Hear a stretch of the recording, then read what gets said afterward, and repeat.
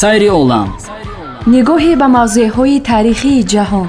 сайри олам, назаре ба фарҳанг, тамаддун ва маданияти волои инсоният. сайри олам, тамошои манзараҳои дилфиреби сайёра. сайри олам, нигоҳе ба табиати афсункору мавзеъҳои ғайриоддӣ. сайри олам, муҳаббат, самимият ва дӯстиву рафоқат. сайри олам, назаре ба умқи таърихи башарият.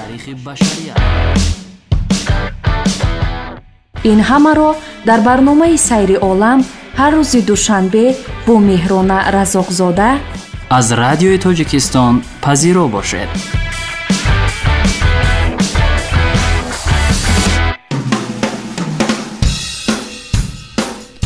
саёҳат ҳамеша дар ҳаёти мо инсонҳо нақши муҳим дорад. аз замонҳои қадим одамон дар ҷустуҷӯи маконҳои нав, дониш, касби таҷриба аз зодгоҳи худ ба берун роҳ пеш мегирифтанд. имрӯз сарфи назар аз пешрафти технология, саёҳат ҳанӯз ҳам шавқу ҳаваси моро барои дидани маконҳои нав бедор месозад. умуман саёҳат қисми таркибии мавҷудияти мо гардида, моро аз ҷиҳати маънавӣ бой мегардонад.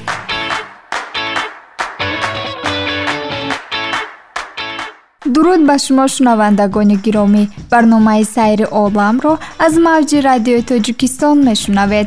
дар барномаи имрӯза мехоҳем боз ҳам бо шумо ба яке аз давлатҳои аҷибу ғайриоддии Амрикои Ҷанубӣ, Перу, сафар намоем.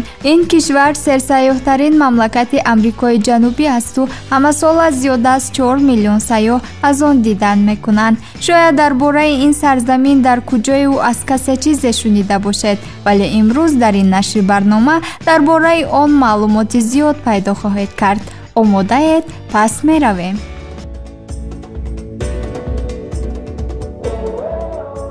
давлати Перу яке аз ҷойҳои пурасрортарин дар рӯи замин аст. одамон аз замонҳои қадим дар ин ҷо дар иҳотаи манзараҳои нотакрор ва мӯъҷизаҳои ҳақиқии табиат зиндагӣ мекунанд.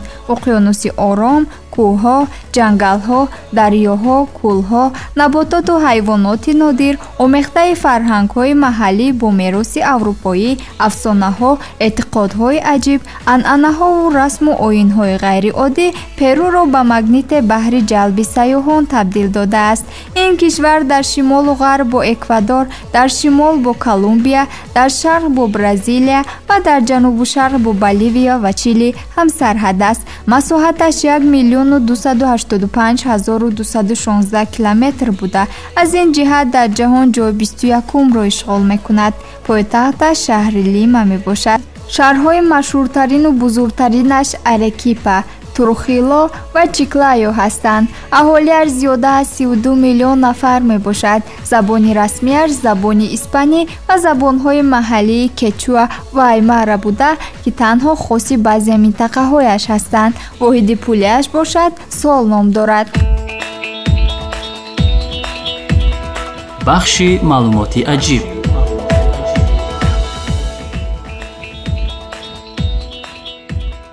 перу пас аз Бразилия ва Аргентина сеюмин кишвари калонтарин дар қитъаи Амрикои Ҷанубӣ мебошад. тахмин меравад, ки аввалин одамон дар Перу 10,000 сол пеш аз мелод пайдо шуданд. дар асри 19 қаламрави Перу ба ду қисм тақсим карда шуд: худи Перу ва Боливия. ватани картошка кишвари Перу аст. ғайр аз ин дар ин давлат зиёда аз 3,000 намудии сабзавот мерӯяд.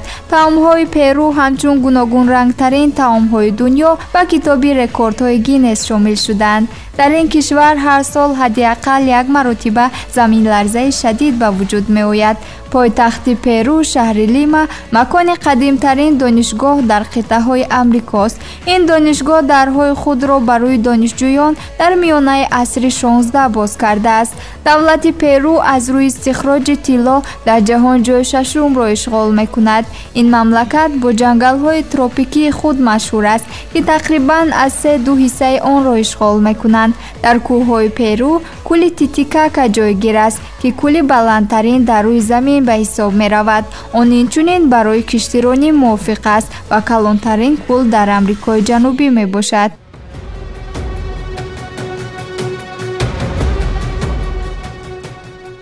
перу кишвари ҷуворимакка аст. дар ҳудуди он тақрибан 55 намуди ин растанӣ мерӯяд. донаҳои ҷуворимакка метавонанд на танҳо зард, балки сиёҳ, бунафш ё сафед бошанд.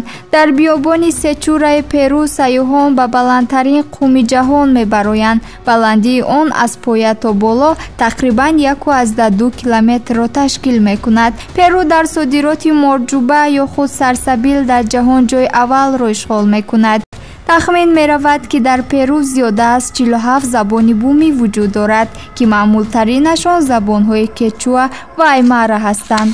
ҳукумати перу барои ҳифз ва нигаҳдошти забонҳои бумӣ тавассути қонунгузорӣ чораҳо андешида соли 1975 кечуа ва аймараро дар баробари испанӣ ҳамчун забонҳои расмӣ эътироф кард.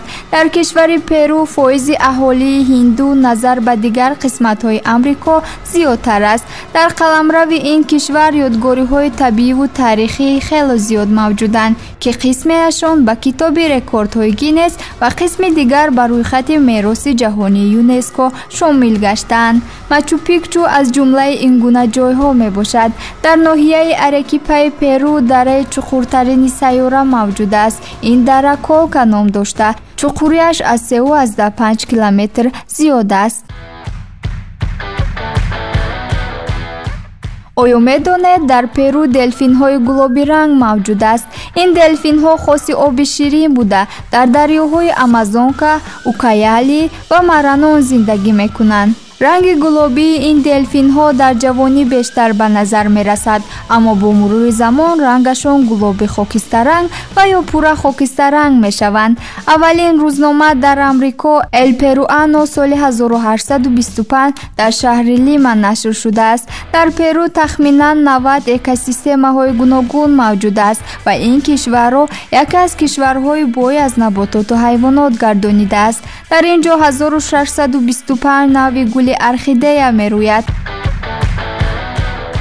сомиёни гиромӣ, ин буд чанд маълумотҳои ҷолиб дар бораи кишвари Перу. акнун биёед бо ҳам аз мавзеъҳои тамошобобу ҳайратангезе дидан менамоем ки дар қаламрави ин кишвар воқеанд. бахши сайре дар сайёраи замин.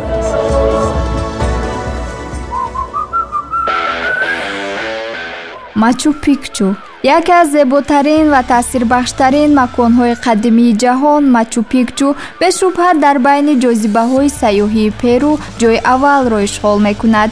ин шаҳри қадима ки ҳамчун шаҳри гумшудаи қабилаҳои ҳиндуҳои Инка маъруф аст, дар баландии 300 метр аз болои дарёи Урумба ба ҷойгир гаштааст. Мачу-Пикчу дар асри 15 сохта шуда ҳамчун маркази маъмурӣ ва динӣ хидмат мекард. ин ҷо бо меъмории беназир аз ҷумла деворҳои сангӣ, қасрҳо ва маъбадҳо машҳур аст. беҳтарин ҷанбаи ин шаҳр дар он аст ки сангҳо бидуни истифодаи маҳлули семент ё дигар василаҳо чунон гузошта шуданд ки аз байни онҳо ҳатто торимӯе намегузарад. бо гузашти 112 сол аз кашфи ин макон муаррихон наметавонанд дақиқ бигӯянд ки он чӣ гуна сохта шудааст ва чаро тарк карда шудааст. олимон боварӣ доранд ки ин манзил яке аз иморатҳои Инка буд ва шумораи зиёди маъбадҳо ин ҷо аз он шаҳодат медиҳанд ки дар гузашта он макони муқаддасе будааст. Мачу-Пикчу майдони 325,192 километри мураббаъро ишғол мекунад. аз соли 2007 ин ҷониб он ба яке аз 7 мӯъҷизаи нави ҷаҳон шомил гаштааст. ин шаҳр дар миёни кӯҳҳо ва ҷангалҳои сабз ҷойгир шуда манзараҳои нотакрори табииро пешкаш мекунад. ҳангоми дидани офтоби субҳ ки болои кӯҳҳо тулӯ мекунад, ҳис мекунед ки гӯё ба як дунёи дигар қадам гузоштаед. ин макон на танҳо барои дӯстдорони таърих, балки барои сайёҳони табиатдӯст низ намунаи беҳтарин аст. кӯҳи рангинкамони Виникунка. виникунка номи ҷуғрофии кӯҳи рангинкамони ҳайратангезе дар Перу мебошад. ин мӯъҷизаи аҷиби табиат дар баландии 5200 метр аз сатҳи баҳр дар ҷанубу шарқи шаҳри Куско ҷойгир аст. одатан ин кӯҳро аз ҳисоби ранга буданаш кӯҳи рангинкамон ва ё кӯҳи ҳафтранг меноманд. дар ин кӯҳ омезиши рангҳои сурх, зарди тиллоӣ, сабз, кабуд, гулобӣ ва сафед манзараҳои беназиреро эҷод кардааст, ки гӯё табиат дар ин ҷо тамоми зебоии худро нишон додааст. рангҳои ғайримуқаррарии он натиҷаи омезиши минералҳои гуногун мебошанд. сурх аз оҳан, зард аз сулфур, сабз аз хлорид ва кабуд аз мис сарчашма мегирад. ин раванди табиӣ, ки дар тӯли миллионҳо сол ташаккул ёфтанд, кӯҳҳои ҳафтрангро ба як эъҷози нотакрори табиат табдил доданд. дар роҳ ба ин макон сайёҳон бо даштҳои сабзи кӯҳҳои Анд ва ҳайвоноти маҳаллӣ ба монанди лама, алпака ва викуня рӯбарӯ мешаванд. ин манзараҳо барои дӯстдорони табиат ва аксбардорон як макони беназирро пешкаш мекунанд. барои расидан ба виникунка сайёҳон одатан аз шаҳри Куско, ки дар масофаи тақрибан 100 километр ҷойгир аст, сафар мекунанд. беҳтарин вақти сафар ба кӯҳҳои ҳафтранг аз моҳи май то сентябр мебошад, вақте ки ҳаво хушк ва осмон соф аст. дар ин фасл манзараҳо равшантар ва ҷаззобтар ба назар мерасанд. кӯҳҳои ҳафтранг на танҳо як макони сайёҳии зебо, балки як ганҷинаи таърихӣ ва табиӣ дар Перу мебошад.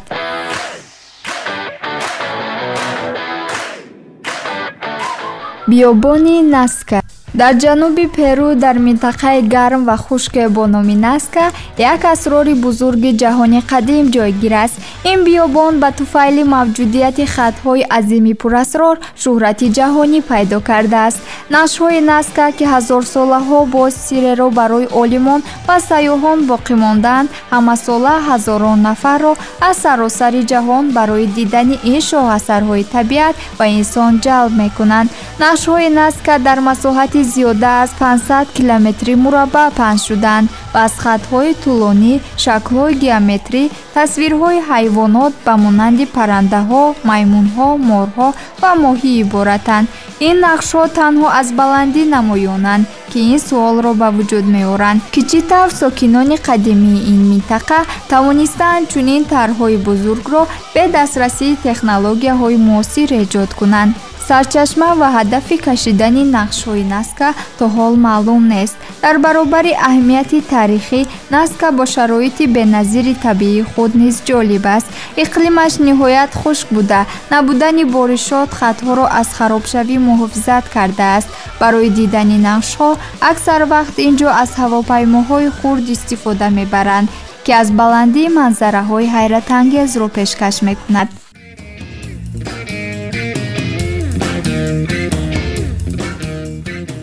сомиёни иззатманд, барномаи сайри олам аз мавзеъҳои мафтункунанда ва дидании кишвари Перу пешниҳодатон гардид. дар банду басти барнома саҳим будем.